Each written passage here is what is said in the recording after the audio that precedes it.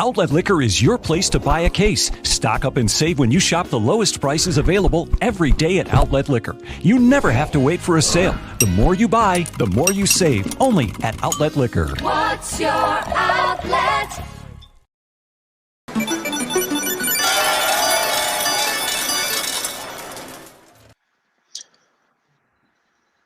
Folks, what is up? It is May 3rd, and you are tuned into Degenerate Danger Zone. It is time to get some free money. Shout out to Outlet Liquor. What's your outlet? The place to buy a case. I'm your host, Ty B. We got MereKat joining me and some guy named Steve.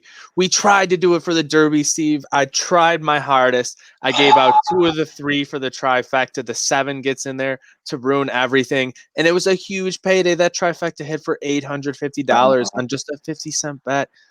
You hate to see it. I did hit on a trifecta earlier in the day, kind of covered my ass, but damn, it was so close.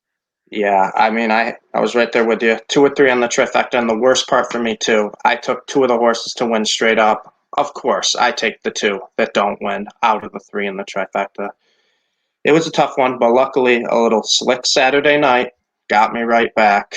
Gotta love it. If you aren't following for his UFC picks, he's been on absolute fire lately, and it's always nice to have Saturday like that.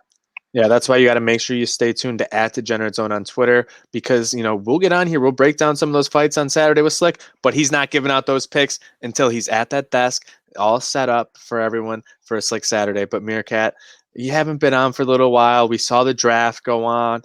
We were hitting a bunch. I hit on, I'm pretty sure, every single one of those futures on the draft that I gave out. How are you feeling after that? It's a bit of a lull, a hangover for you now. Yeah, that's exactly the word to describe it, as a hangover. Like I feel like a sinful as a degenerate right now. I didn't even bet on the Kentucky Derby. I was just so into the draft. I was full bore at it. It's nice that it's finally over. I had a great time covering it, but it's nice to get back to my I can't even speak today. I'm still on that hangover. Degenerate roots. I'm ready to give out some free money. Get back to it, boys. Yep, let's get right into it. Hop into our daily plays. Let's start it out here in baseball. I'm looking at this game here between the Twins and the Rangers. Yes, I'm going to make a double play. The Twins have been a bit of a rocky road this season, but they have won 3 of their last 4 games. And when they've won, they've scored at least 9 runs per game. So I'm going to go with the Twins and the over 8.5 here. You get plus 170 value, whereas the Twins on their own, minus 182. A lot of juice on that. I wouldn't mind taking them on the spread to take that down. If not, you can use that parlay fodder. But I like that game going over as well. Kenta Maeda, I think, is going to shut them down. But like I said, the Twins have a great chance to go off here. You got a young pitcher, Dane Dunning, I believe, going on the opposite side. So you have a great chance to tee off for the Twins. Stevie, what are you looking at in baseball? So my first play, I'm going with the Rays Angels. I'm going with the Rays minus 120 over the Angels. My guy Tyler Glasnow on the mound. I've been talking about this guy all year long, and I'm just going to continue to bet him. I love the value here right now. I think it's lower than what you'd normally get because right now Ohtani's projected to start. Well, he had elbow soreness yesterday. I don't expect him to start, and even if he does, he probably won't go long. And if you look at that, Glasnow's got the advantage over Ohtani. If Ohtani doesn't start, they're not starting Bundy, who's pitched lately. They're not starting Heaney. He's got the advantage over whoever the Angels throw out there on the mound. And the Angels, too. Everyone loves the Angels. You got the star power. You got Trout. You got Ohtani. You got, Pujols from back then. He's not the same player he used to be, but, the big names. Well, the Angels have lost 10 games in their last 16. They're 6-10 in their last 16, and they're 4-7 in their last 11. They're kind of slumping a little bit.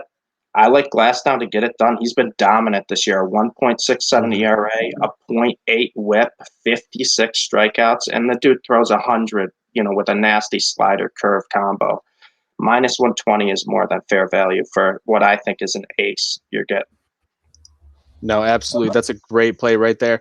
And you brought up a great point here. We have not just that matchup that has some issues at the pitching position. What's going on with the Mets? I know the 3 of us literally spent the last 10 minutes trying to research and figure this out. That's why we didn't go live right at noon, trying to see who's starting for the Mets. Some people are hearing DeGrom, We're seeing Joey Lucchesi, and that's obviously a big swing when you're looking at betting and handicapping this game, MereKat. Yeah, so this is like my half play for the day. If DeGrom is going, which, Lucchesi makes sense, but DeGrom hasn't gone in a few days. They haven't announced their starter, and people are saying on Twitter it might be DeGrom on the mound. If it's DeGrom, hammer right away before it drops the under first 5 innings, under 4.5 there. Waino's competent, and plus, against the Mets with DeGrom on the mound, they don't give him run support. So you love to see that. Just that under 4.5 first 5 seems like free money, but I expect it to drop if DeGrom's announced. And even if he's not up, I don't hate the play. I mean, St. Louis only averages 2.7 runs over the first 5 at home this season. Well, the Mets are like the worst in the league. I don't really trust them to do much, even though they had a good showing last game. But still, I like that play, especially if DeGrom starting. I'm hammering it. And then sticking in baseball, I got another baseball play for you guys. I'm going with the Blue Jays money line. Our Blue Jays, Ty B's Blue Jays, the soon-to-be, hopefully, Buffalo Blue Jays once again. But don't look now. They won 5 of their last 6. They just swept the Braves this weekend, and outscored them 26-12 over those 3 games. They looked good with Springer and Teoscar back in the lineup there. They comboed for 3 home runs over the weekend. That's just what you love to see. Hopefully Springer gets a little more consistent hitting. He barely shown much this year. He barely played, so you want to see him go. But a big bat hitting moonshots to the lineup is dangerous. I like the Blue Jays. The value there against the A's at plus 110 money line is definitely there. You got Steve Matz on the mound. He started the year 4-0, looked great, and then last inning got a bit shelled. I like him to bounce back. He's not a guy who really lingers after a bad outing. Well, the A's are going with Mutas on the mound. He's been super hittable this year. He's allowed 6+ runs in 2 of his 5 starts so far this season. Just a super hittable guy. Blue Jays lineup should be able to get to them. And, them being underdogs here really stuck out to me. Sorry, producer Burrs, just doing some spring cleaning, sweeping around here. Yeah, Braves took a big set of L's over the weekend from those Jays. The bats are getting going, and you saw none other than George Springer carrying them to a big win Saturday night, 2 big home runs, first 2 home runs of his Blue Jays career. You love to see that, him in the DH position. He'll be hopping back into the outfield soon, which allows this team to have so much versatility in terms of a starting lineup where you're able to keep so many people in on a daily basis while rotating some guys and allowing them to get some rest. I'm very excited to see how things go. Hopefully you can get Alejandro Kirk back. Although we did see Danny Jansen not only get a hit, but he got an RBI, and I think he scored a run later on in the game as well. So you love to see that out of the Blue Jays. The other game I'm looking at here is out west. I'm looking at the Giants and Rockies. I think you're getting a little bit of inflated value here on the Giants because of their early start to the season. I don't think we're going to see this all year long. You have Aaron Sanchez, who has a 2.22 ERA. He's not that guy. We all know that. I've seen him pitch way too many times. His stuff is too hittable. He had it, for a solid year, and it was absolutely gone after some injury issues. I don't think he's got it fully back. I think this is the game here where he's pitching in Colorado. He's going to get shelled. You have Herman Marquez on the bump for the Rockies. He knows how to pitch there. His ERA is obviously always going to be inflated. Every Rockies pitcher is. Don't look at that. Look at their splits away from home. Marquez is a great pitcher. Then I think, being able to get them at around minus 120 or closer to even money, you have to take when their quote unquote ace is going here against Aaron Sanchez. Love that play. But Steve, what else you got in baseball? So I'm going to take an over for my next play. I'm going with the Brewers Phillies over 8.5. Big thing here is Craig Counsell, the manager of the Brewers, said that Lorenzo Cain and Christian Yelich should return this series. He hasn't announced which game they're going to return yet, but if they return today, that makes the Brewers lineup that much better.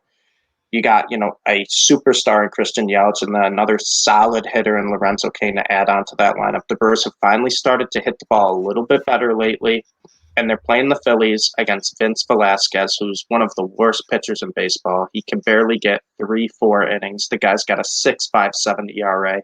a 1.95 whip on the year. And if you look at his career averages, Vince Velasquez is always giving up a ton of runs. And on the other side of the mound, you got Adrian Hauser for the Milwaukee Brewers, who his numbers haven't been great this year, 3.65 ERA, but he's got a 1.47 whip and a 4.3 FIP. He's really not that great of a pitcher. The Phillies bats have been, pretty good hitting, and they almost tied it up last night against the Mets on a Rhys Hoskins, what they called a double. It looked like a 3-run home run right off the bat. Kind of controversial call. They called it a double. I think the Phillies bats get to Hauser a little bit, and I don't think the Brewers will have any problem sitting Velasquez, especially if Yelich and Kane are back today. I love 8.5. Yeah, that's a great number to be able to get it at. I think when you're getting some of those lower totals, if you have a pitching matchup that isn't stellar, take that over. I think they're just giving it to you in some of those games. Before I get off of baseball, one trend to look out for, Detroit Tigers haven't scored more than 4 runs in a game, besides twice in their last 11 games. So looking at them going forward, betting that under on that team total, they're hitting only 195 as a team. I think the most futile team ever, like batting average wise, was around 211, 213 or something like that. They're running away with the title right now if they want it. So I don't know if those bats are ever going to get going in Detroit. But I'm going to move over and talk about something else that's cold, and that's hockey. I think you got the Blackhawks here, a team that's really fallen out of any sort of playoff contention. They don't have a chance really to get in now. And the only guys doing anything on that team are Patrick Kane and Alex DeBrincat. They're welcoming in the Carolina Hurricanes, who've been playing some of their best hockey. Their defense is right up there at the top of the league, only giving up 2.3 goals per game. I think I'm going to go with the puck line. Fuck it. Hurricanes -1.5. You're getting almost even value on that. I love that play in that one, MereKat. What are you looking at? So I got one more play for you guys. I absolutely love this play. We're going to the NBA, my bread and butter. Golden State Warriors money line, another dog, a good, just a value play that stuck out at me. When you see the Warriors plus 120 against the Pelicans with their current form, it just pops off the page at me. I'm going to be all over it. Golden State's just a half game out of that Western Conference playoff last spot there. With today is exactly 2 weeks left in the regular season. Every single game matters right now. Well, the Pelicans, they're about 3.5 games back and haven't really looked like they deserve to be a playoff team at all, other than, people loving Zion Williamson, which I won't get into him right now, but overrated. I'm sorry to the Zion fans out there, but you look at, they both last played Saturday. Warriors played a bad team, beat them by 30. Pelicans played a really bad team, barely struggled to win by 4 in overtime there against the Timberwolves. They just aren't a good team. They don't defend well. I don't know who they have that's going to defend Steph Curry, because we got some breaking news coming across the desk. Steph Curry is good at basketball.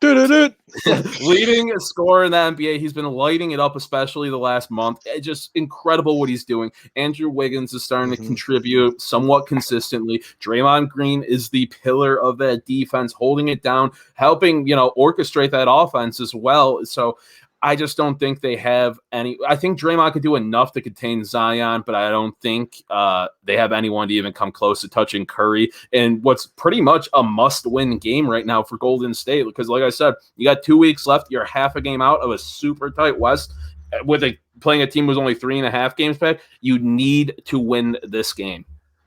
Yep, this is an absolute must-win. It's not a can't lose. It is a must-win game for the Warriors. So you'd love to see that, especially in the regular season. In the NBA, where it is very hard to handicap because so many teams don't have anything to play for night in and night out once you get down the stretch here and things are sort of solidified in their positions. But now we have it, and I absolutely love that play. I think we're going to get it. I still don't know what the heck Jake was saying with Zion being overrated.